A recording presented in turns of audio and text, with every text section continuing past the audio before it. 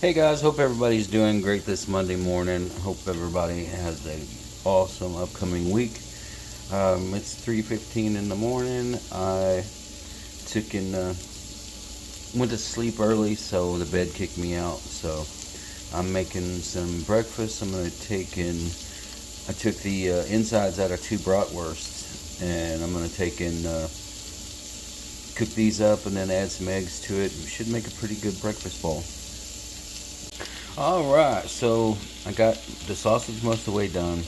Then I added in some leftover potatoes. I just cubed up some of the pieces from it last night. So that should add to it pretty good. Once this cooks a little bit longer, we're going to take and add some eggs to it, scramble it all together, and it should be good to go. And if you didn't recognize it, this is my BSR chef skillet.